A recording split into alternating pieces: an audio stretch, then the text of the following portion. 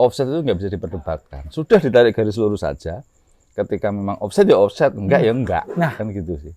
Karena nggak perlu diperdebatkan kecuali kalau pelanggaran atau handsball. Mungkin itu butuh subjektivitas ya. wasit ya, betul. Wasit. Tapi kalau offset kan sudah jelas sih. Secara matematikanya ya. Dia di sayap kiri itu benar-benar menakutkan bagi lawan.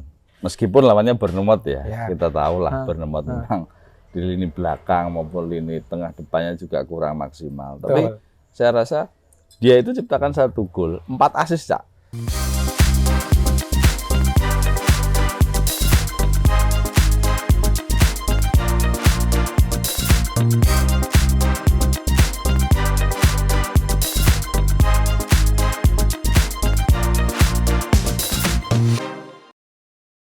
Halo teman nobar, selamat datang kembali di Bisbol, bincang seputar sepak bola pastinya di channel kesayangan teman nobar di Panpel Nobar. Kembali lagi di Bisbol edisi ke-78 barengan Candika juga Bangsat dan juga kru di belakang. Kita langsung membahas preview game week ke-11 Liga Inggris Premier League. Wah, ini kita langsung ke pertanyaan ya, Bang. MU menang susah payah, bener ya? Susah payah ya? Betul. 0-1 saja atas Fulham. Benar sekali. Jadi MU di pertandingan ini memang berhasil menang, Cak. Betul. Tapi permainannya masih sama seperti kemarin-kemarin. Masih belum ada perubahan. Meskipun secara takwa, secara formasi mungkin ada beberapa perubahan. Dengan nggak dimainkannya Amrabat, kemudian Casemiro yang cedera, sehingga memainkan Eriksen sama McTominay di lini tengah.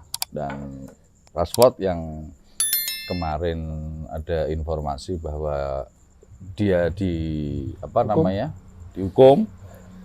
nggak dimainkan kemarin, udah waktu lawan Fulham ya? Lawan Fulham. Oh enggak, yang lawan Newcastle yang kalah 3-0 itu di Carling itu. Ternyata dia cedera hingga akhirnya nggak dimainkan juga lawan Fulham. Betul. Gitu loh. Dan Garnacho kan yang main kan di sebelah sayap kiri. Melihat kemarin sih sebenarnya kalau saya lihat di pertandingan ini bahwa MU dengan menggunakan strategi yang masih sama 4-2-3-1, saya rasa belum ada perubahan yang signifikan di lini depan utamanya. Mungkin kalau kita lihat lini belakang sekarang ini dengan pemain-pemain yang tersisa, kan gitu. Kita ngomong tersisa karena memang banyak cedera pemain di lini belakang, mulai dari back tengah sampai back kiri nggak ada semua, sehingga memainkan adalah di sayap kiri. Saya rasa cukup lumayan dengan sudah tampilnya Wan-Bissaka kemarin itu.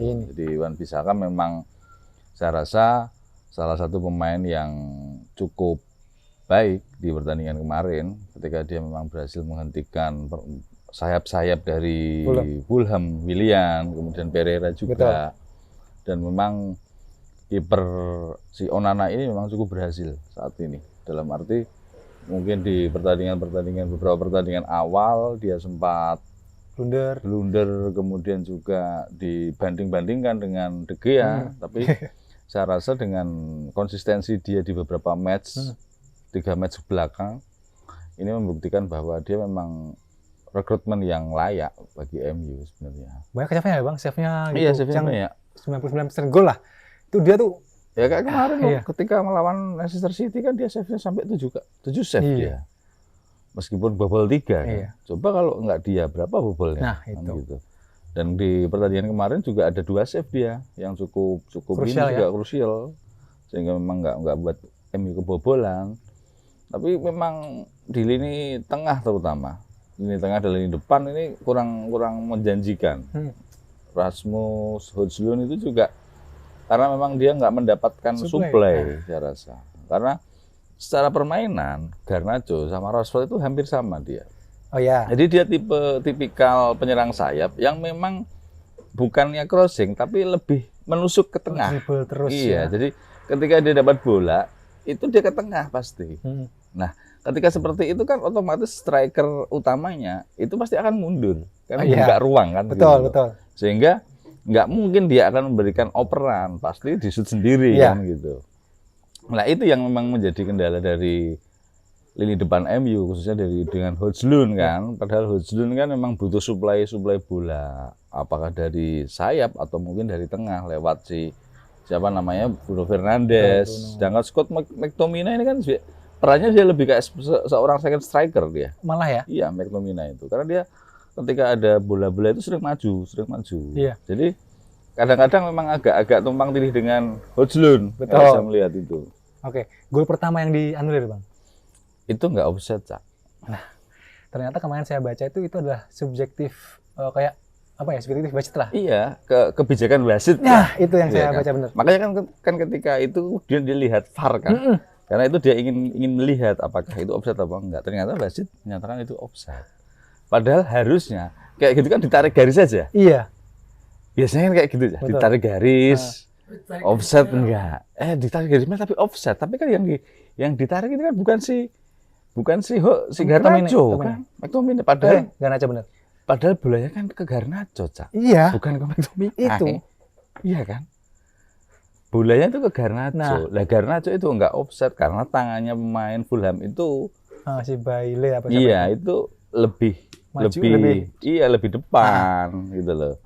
Ini nggak ngerti juga kenapa hal-hal seperti itu bisa menjadi sebuah subjektivitas wasit gitu loh. Padahal kan kalau kita ngomong offside itu kan sudah jelas aturannya. Iya. Ketika bola dioper ke pemain, apakah pemain itu dalam posisi offside apa enggak? Kan gitu. Kan itu aja sih sebenarnya. Betul, sesimpel itu gitu. Apakah harus ada yang dipertimbangkan lagi gitu loh. Sampai 3 menit, Bang. Makanya itu. 3 menit tapi nggak salah. Kalau katanya siapa namanya? Siapa jenenge Arsenal itu? Koci. Katanya Koci itu offset itu nggak bisa diperdebatkan. Sudah ditarik garis lurus saja. Ketika memang offset ya offset, enggak ya enggak. Kan gitu sih. Karena nggak perlu diperdebatkan kecuali kalau pelanggaran atau handsball. Mungkin itu butuh subjektivitas ya. Wasit ya, betul. Wasit. Tapi kalau offset kan sudah jelas sih. Secara matematikanya iya kan. Pokoknya lah udah jelas itu offset itu. Ketika pemain lawan itu melebihi pemain belakang berarti kan offset. Iya. Ketika pemain belakang melebihi pemain penyerang berarti kan enggak. Kan gitu sih. Itu sampai 4 logikanya kan kayak gitu. Iya, secara simpelnya lah gitu. Tiba-tiba terlihat wah, kan kita juga tahu ketika gol terus dianulir dengan jelas tidak offset kan mental, Bang. Bener. Jadi kalau itu gol, mungkin MU menang lebih dari 1. Gitu loh. Nggak harus nunggu sampai menit 90 kan baru ngegolin. Iya, betul. Plus lagi. Iya. Oke, tapi nggak apa-apa lah. Yang penting menang ya, Bang. Iya, betul. Sedikit mengobati luka yang karena 2 kali berturut-turut kalah kemarin. Iya, itu kalau kalah mungkin dipecat tuh si Ten Hag pasti. Iya, dia juga terakhir sudah nyari pelatih baru. Tapi ternyata nggak jadi karena menang. Kita ke kandangnya Lebah ya. Brentford berhasil comeback 3-2 atas West Ham United. Ini sempat unggul 2-0 dulu West Ham, Bang. Tapi dibalik dengan gol yang cukup cepat 3-2. Oh iya. Kan 1-0 dulu. Betul, 1-0. Dan lewat si Maupay kan. Terus 2-1. Terus 2-1. Kudus itu masukin. Terus Bowen. Terus kemudian lewat bunuh diri itu kan. Umpan dari Bumo ke apa namanya ke depan, tapi pemain belakangnya West Ham kan melakukan bunuh diri si Mavropanos. Kemudian Collins ciptakan menutup gol yang sehingga Brentford akhirnya menang, nggak jadi kalah sama West Ham. Enak nih, main di kandang menang ini kan seru 3-2 gitu. Oke lah, kita ke tetangga, Bang. Iya. Lawannya Bournemouth 6-1. Haaland ditarik menit 45, sepertinya ada kendala. Jadi kan nggak ada Haaland pun tetap menang banyak ya. Doku. Tapi yang kemarin itu yang luar biasa Doku, bener. Saya nonton ya. Saya nanya pribadi nih, jangan kenal Doku nggak? Nggak kenal Jeremy Doku. Dia siapa? Main dari mana dia tuh? Lin? Enggak, maksudnya dari Leipzig, klub Leipzig ya? Bener nggak sih? Oh enggak. Enggak Leipzig. Prancis ya? Liga Prancis. Liga Prancis Prancis dia tuh. Main atau mana tuh? Enggak ya? Liga Jerman. Oh iya Nance? deh. Bener. Apa Nantes? Bukan. Apa Nantes ya? Pokoknya itulah. Kita pun nggak tahu siapa Doku. Berapa kali kita sangat-sangat terlihat Nes kayaknya salah. Nes kan? Ngeri dia tuh. Ya. Bener. Lille. Lille. Oh. Lille, no? Bener. Lille ya. 6-1 tanpa Haaland, Bang. kemenangan wajar Bola di kana. lawan Bournemouth. Rennes. Rennes ya, Iya, Rennes gitu. tanpa Haaland, tapi Dia Doku di bisa. sayap kiri itu benar-benar menakutkan bagi lawan. Meskipun lawannya Bournemouth ya, Ya. kita tahu lah Bournemouth memang di lini belakang maupun lini tengah depannya juga kurang maksimal. Tapi Betul. saya rasa dia itu ciptakan 1 gol, 4 assist Cak, Jeremy Doku ini. Gol pertama dia ciptakan, kemudian dia ciptakan assist ke Silva, Betul. kemudian ciptakan assist ke Akanji, tapi sebenarnya itu gol dia karena dia nendang, tapi kena Defektif dikit ya. defektif, kena punggungnya Akanji masuk, terus dia ciptakan assist lagi ke Foden Foden dia. ya? Match gol terakhir Bang di Ake. Mm-mm. Itu kan dulu sempat ada tuh ketika ini golin seperti itu dianulir. Mm-mm. Itu kenapa? Yang ini nggak dianulir? Nggak Karena tahu saya. ketika dia Ake nyundul, Mm-mm. itu ada satu Man City yang tertinggal di belakang garis pemain belakang Bournemouth. Iya benar. Dulu ketika MU itu dianulir. Iya offset itu dianggap. Ya, kenapa enggak? Nggak tahu saya. Makanya itu. Ini dua kali perdebatan. Wah, ini harusnya nggak gol. Soalnya pas MU dulu nggak gol ini. Tapi karena mungkin karena kan kalau itu gol apa enggak gol kan tetap menang banyak. Iya, gitu. mungkin ya. Kalau- Itu kan kalau- jelas gitu loh. Karena kalau MU ngegolin itu berarti kan dia butuh kemenangan gitu. Jadi harus digagalkan gitu. Aduh. Terima kasih. Aduh, jawaban sangat rasional Karena sekali. kan nggak boleh MU menang. Ini sebenarnya emang nggak cuma versus everybody ya, Mm-mm. versus. FA.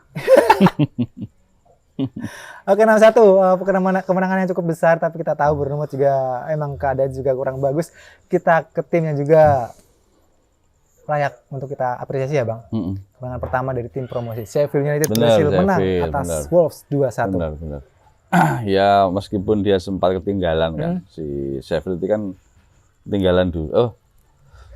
Menang Menang dulu, dulu, Archer. terus disamakan sama Bellegarde, Nah, umpan ini. dari Wang Hee-chan. Bang Wijan lagi nih. Sebenarnya nggak umpan sih, dia ngontrol tapi lepas. Lepas. Kena si Bellegarde terus ditendang gol. Kemudian si Norwood Final. penalti Plus di 10. menit 90 plus 10. Handsball itu. Bukan ya? Bukan. Pelanggaran dia. Tapi golnya Archer itu cukup bagus loh, Cak. Iya Bang, Lewat itu. sprint dia. Itu andalannya Sheffield Bang di Liga Liga dulu di Championship, Bang. Championship League ya. Sprint terus ditembak kena tiang atas masuk. Nah. Tapi keren golnya. Kemenangan pertama untuk Sheffield untuk Benar. Bro. menandakan akan dia bertahan di Premier League. Dari Benar. statistik gimana Bang? Ini bahas sedikit aja lah. Kalau Iya. Bang Wican kita tahu tiba-tiba mainnya sudah bagus ya Bang. Mm-mm. Kalau dari statistik sih memang Wolves lah penguasai pertandingan. Jelas, iya. Secara possession dia 62 dibandingkan 38. Kemudian tapi kalau kita bicara shoot baik itu target maupun off target hampir sama sih Cak, Iya. sebenarnya.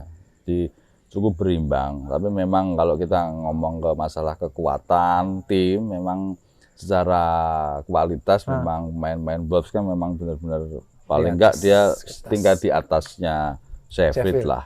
Karena ada Semedo, kemudian si Atmouri itu kan dari Maroko, kemudian juga Junha, Wang Hee-chan, kemudian ada si Sasa, Lemina juga. Kalau dibandingkan pemain-pemainnya Sheffield kan mungkin kita nggak banyak kenal gitu loh. Norwood sama si Archer doang Iya. itu karena memang sering. Karena memang kan kebanyakan pemain-pemain kan dari Championship League Iya. Nah, masih di apa namanya dipertahankan di Premier League dan hanya menambah beberapa pemain aja sebenarnya. Jadi saya rasa sih ini kemenangan yang cukup penting Betul, bagi Sheffield untuk menjaga asa supaya masih bisa bertahan di Premier League kan dengan situasi seperti saat ini kan tim-tim yang promosi kemarin udah pernah menang semua. Iya. Iya kan? Iya. Burnley udah pernah menang. Luton juga udah pernah. Ini tinggal Sheffield lah akhirnya dia menang. Burnley pernah menang ya? Burnley udah pernah. Pernah. Pernah menang. Akhir lengkap nih berarti. Udah menang semua. Meskipun baru 1-1 menangnya kan. Iya. Dan nilainya itu hampir sama sih. Burnley sama Sheffield sama nilainya. 4, poinnya 4. Berarti kan dia 1 kali seri 1 kali menang. Lumayan. Lumayan lah. Dari 11 match loh. Iya. Jadi harus tetap bertahan. Kalau enggak nanti diganti sama timnya Bagot loh. Ipswich Town ya. Nomor 2 dia sekarang. Oke, kita ke ini tim yang juga promosi juga. Kekalahan berturut-turut selama 6 pertandingan. Burnley kali ini dikandaskan tamunya Crystal Palace 0-2. Company gimana nih Bang? Pelatihnya Burnley? Jadi gini, Cak. Kalau kita ngomong ke Burnley ya, si company ini sebenarnya dia itu mengambil filosofinya Pep, cara mainnya. Jadi memang cara mainnya prosesnya build up dia dari kaki ke kaki, dan itu memang benar-benar diaplikasikan di lapangan sama pemain-pemainnya. Dan memang kalau kita ngomong penguasaan bola, memang Burnley menguasai dibandingkan Crystal Palace. Tetapi ya itu karena memang kualitas pemainnya, gitu kan. Kalau kita ngomong apa namanya proses build up tiki-takinya Pep dibandingkan tiki-takanya Pep dibandingkan Burnley jauh lah kan gitu. Tapi secara konsep permainan seperti itu, penguasaan dan lain sebagainya. Tapi memang finishingnya yang kurang, kreativitasnya yang kurang, sehingga ketika mereka sibuk menyerang, kena counter seperti gol yang kedua itu kan counter attack itu, golnya si siapa? Mitchell itu, Derek Mitchell kan, itu kan counter attack gitu. Akhirnya dia istilahnya apa namanya finish kan gitu, finishing game, kill the game kalau kata itu ya. 0-2 di kandang Burnley. Tapi memang dari segi permainan kita nonton menarik ya Bang. Burnley memang menarik sih. Iya menarik, mainnya menarik. Ya tapi tadi kreativitasnya memang kurang, finishingnya juga kurang gitu loh. Kalau memang dia masih ngotot main kayak gitu terus, padahal kualitas pemainnya masih di bawah rata-rata, saya rasa bunuh diri, Cak. Kesusahan kelihatan sih Bang. Bunuh diri. Betul. Apalagi melawan tim-tim yang punya counter attack bagus. Kenceng-kenceng, kemudian finishingnya juga bagus, pasti habis dia. Kan terbukti lawan Crystal Palace yang memang punya pemain-pemain depan yang cukup kualitas dengan kecepatannya, kemudian finishingnya juga bagus. Akhirnya kan dia malah kalah 2-0. Gitu loh. Jadi dia mencoba untuk waktu tambahan 90% dia mencoba untuk menyerang. Nggak mikirin belakang kan. Betul. Counter attack dari Crystal Palace. Eze kan itu yang asis. Eze asis ke ada 2 pemain sebenarnya, tapi yang nembak akhirnya si Mitchell karena dia udah dari belakang lari. Main sayap loh. Iya, back dia tuh. Iya, back sayap loh. Waduh. Oke, kita ke Everton, Bang. Di Merseyside. Bermain Bang dengan Brighton 1-1. Nonton juga saya. Saya tuh kemarin nonton City sama Everton 2 gitu. Sempet hampir menang. Iya, tapi enggak lah. Kalau kita ngomong secara permainan, mereka dikurung kok, Cak. Dari Brighton kan? Iya. Everton dikurung. Karena memang Brighton memang benar-benar mencoba untuk mencetak gol kan. Akhirnya kan dapat gol meskipun lewat bunuh diri sebenarnya itu. Karena apa namanya? Crossingnya Mitoma kan malah kena Ashley Young yang akhirnya deflektif belok dan gol. Dapat asis Mitoma. Benar. Tapi memang kalau kita ngomong secara possession memang Brighton benar-benar menguasai. Iya kan, karena kita lihat posisinya aja udah jauh lah, 80% itu, Cak. Betul. 80 dibanding 80-20 kan? 80-20, waduh gila sih. Iya karena memang ketika saya nonton kemarin memang benar-benar dikurung banget ya, Everton. Setelah dia mampu cetakan gol dari si Mykolenko itu, mereka terus bertahan, gitu loh. Lah Brighton itu akhirnya terus kemudian mencoba untuk menyerang.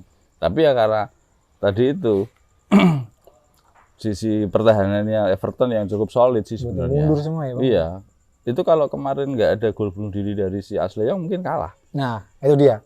Brighton. 80% dengan operan sebanyak 866 operan. Iya, tapi berbanding 200. Shoot targetnya cuma 2. Iya. Berarti kelihatan kalau susah nembus ya? Iya, susah nembus memang. Susah nembus karena kan memang problematika dari Brighton itu sebenarnya di striker kalau saya ngomong.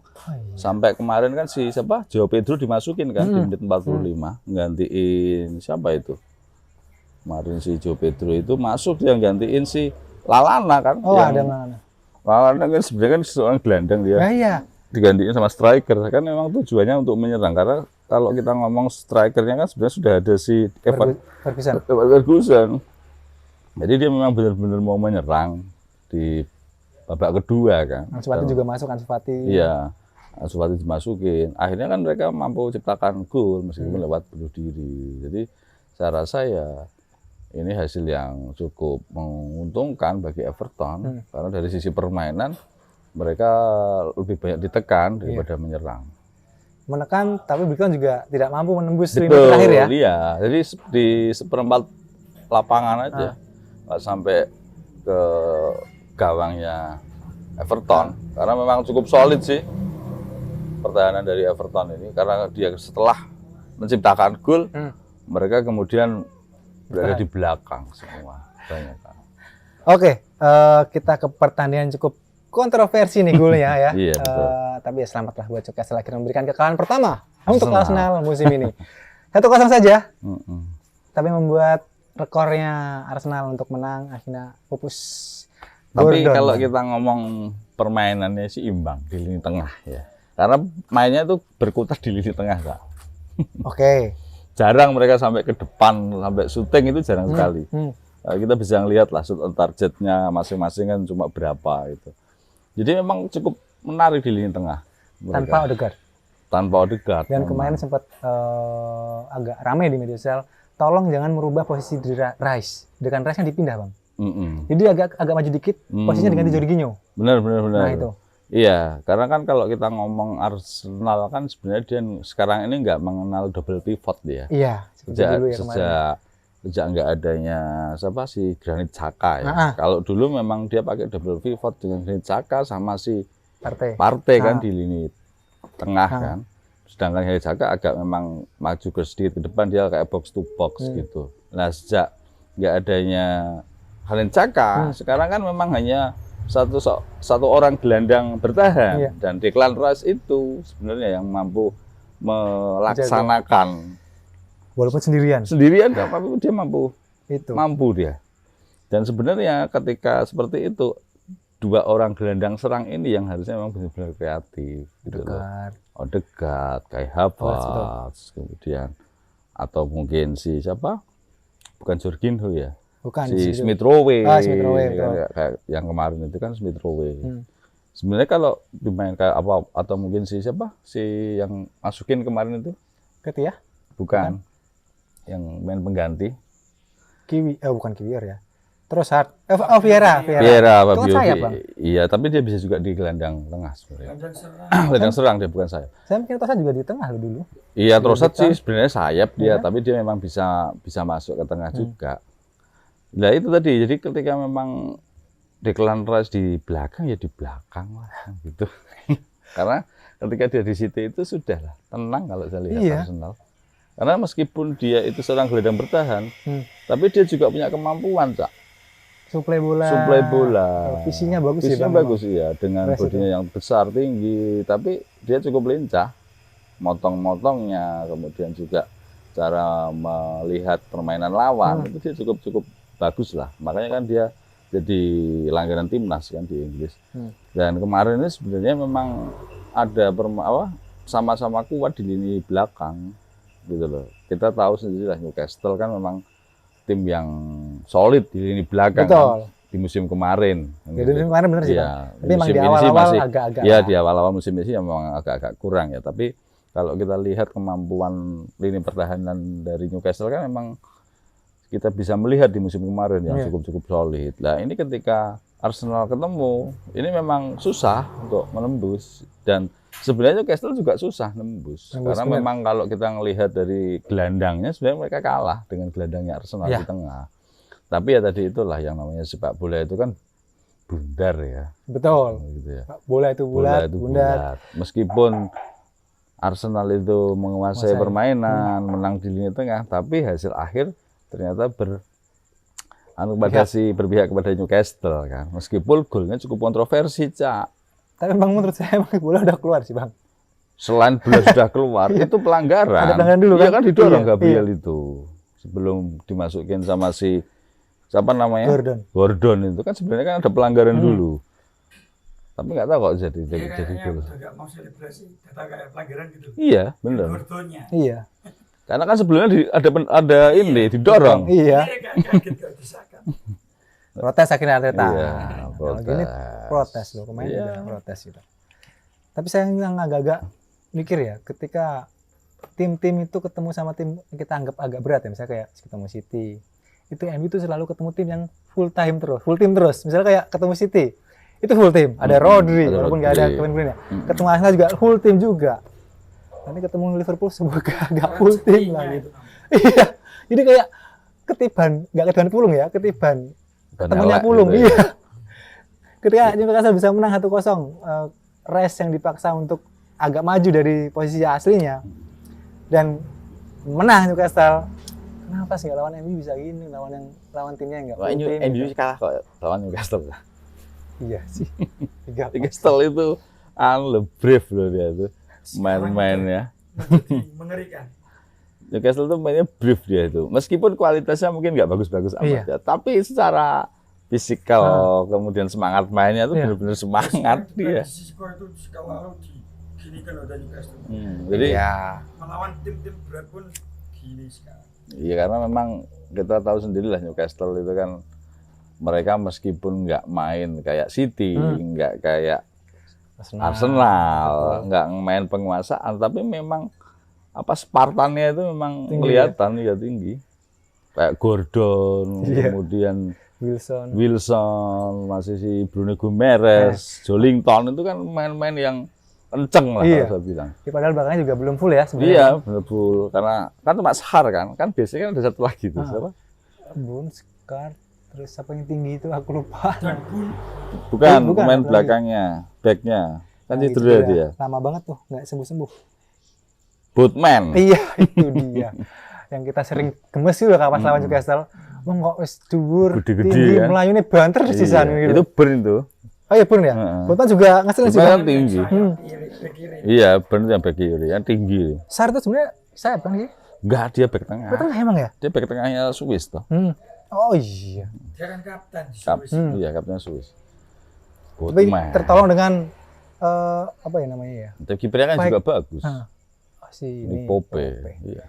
Itu harusnya kiper timnas nomor 1 harusnya dia daripada si Pickford. Mending si Pope, iya. Udah dipanggil cuma belum main ya, Bang? Dia nomor 2. Kiper nomor 2 Inggris. Entah apa yang dilihat sama si Southgate kita nggak tahu. Ya mungkin Pickford kan sudah lama sih dia. Orang dalam. Nggak tahu ya kayak ya itulah kayak siapa si Maguire. Tapi Maguire bagus lah ini. Oke. Iya, kita kembali ke pertanyaan pertama, Bang. Iya. Maguire kemarin tuh berapa kali masukin ya? 3 kali kena kepalanya. Iya. Dan dia tetap berdiri tegar. Itu kena dadanya juga tuh. Iya, dada, kepala. Iya. Iya, semoga Mas Novi juga cepat sembuh. Itu gila, Bang. Ini baru pertama kali saya nonton si Maguire setenang itu. Bener, Maguire itu satu tenang, dia kayak brave gitu loh. Iya. Itu saya senengnya itu. Jadi jiwa pengen menangnya itu tinggi. Nah itu yang dibutuhkan sebenarnya. MU itu kayak gitu loh. Gak banyak ketawa, gak banyak kayak panik. Bener. Kok tenang? Tenang, siapapun harus dihadapi kan. Itu mindsetnya udah jelek. Tapi kita apresiasi lah, ya Bang ya. Apresiasi Maguire. Bener. Daripada kayak Bruno protes. Dia tuh nggak terlalu banyak protes gitu. Tapi kan langsung sikat gitu. Iya. Kemarin gue harusnya sama Palin Hatu yang pelanggaran si Bruno loh. Dia kan yang pegang itu. Akhirnya pelanggaran si Bruno. Jadi yang kena si Palinnya. Padahal itu dia yang harusnya pelanggaran. Tapi kalah. Kita pertandingan terakhir Bang. Nottingham Forest. Ya. Kalah ya. Gimana ini? Ini banyak yang pakai kapten nih. Saya sih enggak sih. Premier League. FPL, sorry. Saya Watkins. Banyak yang pakai Watkins untuk kapten. Ternyata gedebakan di kandang Nottingham Forest 2-0. 2-0. Di babak pertama sudah 1-0, kemudian di babak kedua tinggal 1-0 di lewat. Tapi di golnya di menit-menit awal ya. Menit awal babak ya. Jadi memang mungkin kebiasaan Nottingham sih Bang. Benar. Nottingham si Awoni main ya. Betul. Dulu awal nama MU juga babak pertama lah Wood. Nah, gitu. Tapi itu kan dia konsisten akhirnya mempertahankan kan. Kalau kita ngomong Aston Villa kan udah bagus loh sekarang ini, ya. Jelas. Mampu posisi 5 kan? Di atasnya MU. Betul. MU berapa? 7 tuh? 8. 7 ya? Iya. Oke. Tapi beruntung lah ya. Banyak yang menebak, saya pun menebak kalau 8 MU. Iya, 8 kan? Saya menebak tuh Aston Villa akan menang mudah. Tapi ternyata saya salah. Ya biar enggak banyak poinnya lah. Kalau dia menang itu nyelip Arsenal tuh Aston Villa. Oke. Oke, ini juga di shoot ini lagi main nih Liverpool nih Bang. Sama Luton ya. Iya, masih 0-0. Masih 0-0 ya. Betul. Di kandangnya Luton ya Bang. Ya pastilah menang Liverpool. Main jam berapa dia? 23.30. Oh baru menit 17. Sudah 15 menitan berlalu. Selesai semua pertandingan, masih ada satu pertandingan kecuali Liverpool ya, ini baru main sama Spurs. Derby London. Spurs sama Chelsea. Semoga menang. Spurs sound hat-trick. biar Chelsea semakin turun. Biar poin saya banyak ya. Sedikit. Kaptennya ada Son temennya. ya. Siapa? Ya, temennya kalau Chelsea kalah terus kan kita ada temennya. Lah, kita akan merangkak naik kok. Kita di 8, Chelsea di 13 ya, Mas. Jauh, Iya, Mas. betul. Sorry. Jauh sekali. Oke, kita ke klasemen nih, Bang. Mm-mm. Karena sudah semua pertandingan, dua yang belum, Liverpool masih main, terus nanti ada derby London jam 2, Chelsea lawan Spurs. Kita klasemen dari yang terbaru dulu, Bang. Sheffield seperti biasa, kemudian Burnley Betul? dengan nilai yang sama 4 tapi beda selisih gol, kemudian Bournemouth. Di atasnya juga Luton dengan poin yang sama, beda selisih gol aja. Ini 3 tim promosi. Masih di papan Nempel-nempel bawah ya. dia. Di sama Bournemouth. Kemudian untuk papan atas Nah, besar. masih Manchester City setelah kemenangan kemarin, tapi Spurs juga masih di nomor 2, tapi dia ketika besok lawan Chelsea menang pasti akan naik. Betul? Kemudian di Liverpool juga masih nomor 3. Arsenal, Bang, tim nomor 3.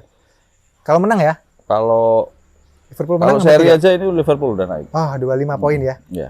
Udah jelas. 24 benar. Udah jelas lah. Terus Arsenal, baru Aston Villa. Sedangkan MU masih di posisi 8 dan Lumayan. Chelsea di posisi 12. Di posisi 13. 13. Disalip sama Nottingham kan. Bisa sama Menang lawan Nottingham. Aston Villa. Betul. Oke, selesai sudah semua pertandingan preview. Ini adalah game week ke-11.